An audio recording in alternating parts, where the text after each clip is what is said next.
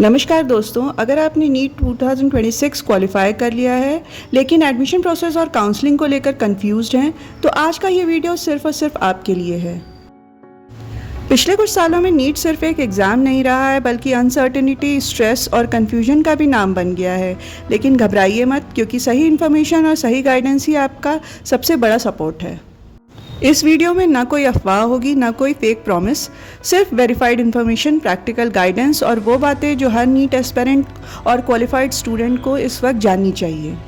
अगर आप काउंसलिंग के हर स्टेप को लेकर टेंशन में हैं, तो वीडियो को एंड तक ज़रूर देखिए। हो सकता है एक छोटी सी इन्फॉर्मेशन आपका पूरा फ्यूचर बदल दे।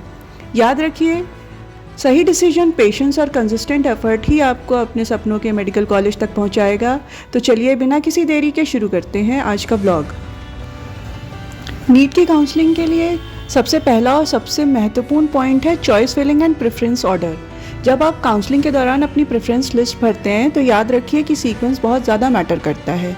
कई छात्र सिर्फ कॉलेजों के नाम भर देते हैं लेकिन प्रेफरेंस ऑर्डर पर ध्यान नहीं देते, और यही सबसे बड़ी गलती हो जाती है उनसे। मान लीजिए अपने लिए कॉलेज ए सबसे पसंदीदा है और कॉलेज बी उससे कम पसंदीदा। अगर आपने गलती से कॉलेज बी को ऊपर और कॉलेज ए को नीचे भर दिया, तो काउंसलिंग सिस्टम पहले आपकी मेरिट और प्रेफरेंस ऑर्डर के अनुसार कॉलेज बी अलॉट कर सकता है। ऐसी स्थिति में आपके पास दो ही विकल्प बचते हैं, या तो उस कॉलेज में एडमिशन लेकर समझौता करें, या फिर सीट रिज़ाइन करके अगले राउंड का इंतज़ार करें, जिसमें बेहतर सीट मिलने की कोई गारंटी नहीं होगी। इसलिए चॉइस फिलिंग करते समय किसी और की लिस्ट कॉपी मत करिए, बल्कि अपनी priority, budget, location, branch preference और फ्यूचर गोल्स को ध्यान में रखते हुए सबसे पसंदीदा कॉलेज सबसे ऊपर रखिए और कम पसंदीदा कॉलेज उसके बाद रखिए। एक सही प्रेफरेंस ऑर्डर आपको आपके ड्रीम कॉलेज तक पहुंचा सकता है, जबकि एक छोटी सी गलती पूरी काउंसलिंग प्रोसेस को प्रभावित कर सकती है। अगला पॉइंट बहुत ही इम्पॉर्टेंट है, और इस छोटी सी गलती की वजह से बाद में काफ़ी स्टूडेंट्स को परेशानी होती है। जब भी काउंसलिंग की सिक्योरिटी मनी डिपॉजिट करें, कोशिश करें कि पेमेंट सिर्फ अपने या अपने पेरेंट्स के बैंक अकाउंट से ही करें। ध्यान रहे, ये सिक्योरिटी मनी आपकी कॉलेज फीस में एडजस्ट नहीं होती है। काउंसलिंग प्रोसेस के बाद ये रिफ़ंड कर दी जाती है, और रिफ़ंड हमेशा उसी बैंक अकाउंट में आता है जिससे कि पेमेंट की गई थी। इसलिए किसी दोस्त, रिलेटिव, साइबर कैफ़े या फिर किसी कंसल्टेंट के अकाउंट से पेमेंट करने से बचिए। ये एक छोटी सी प्रिकॉशन है, लेकिन बाद में बहुत बड़ी प्रॉब्लम से बचा जा सकता है। अब मैं अपने कुछ पर्सनल एक्सपीरियंस के बेसिस पर आपको काउंसलिंग के दौरान होने वाले कुछ कॉमन स्कैम्स के बारे में बताना चाहती हूँ।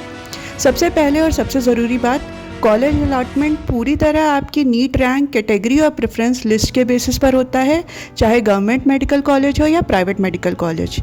इसमें किसी भी कंसल्टेंट या एजेंट का कोई कंट्रोल नहीं होता है। कई बार कुछ कंसल्टेंट्स या एजेंट स्टूडेंट्स को कहते हैं कि इतने पैसे दे दीजिए, हम आपका एडमिशन फलाना गवर्नमेंट कॉलेज या प्राइवेट कॉलेज में करा देंगे। अगर कोई आपसे ऐसा क्लेम करता है, तो समझ लीजिए कि वो आपको मिसलीड कर रहा है।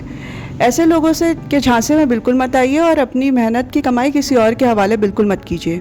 काउंसलिंग हमेशा ऑफिशियल मेरिट और रूल्स के हिसाब से ही होती है। पैसे देकर सीट खरीदने का वादा सिर्फ एक स्कैम ही होता है।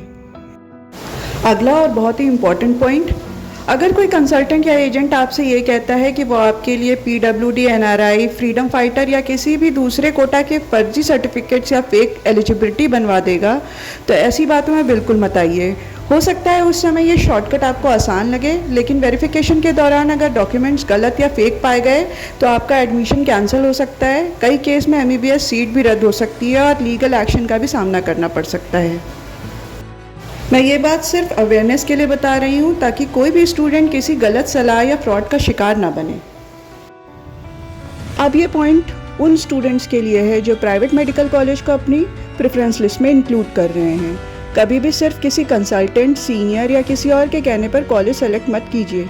हर कॉलेज के बारे में खुद रिसर्च कीजिए, उसका इंफ्रास्ट्रक्चर, हॉस्पिटल की bed strength, OPD, patient load, faculty, clinical exposure, internship opportunities और ओवरऑल रेपुटेशन ज़रूर चेक करिए।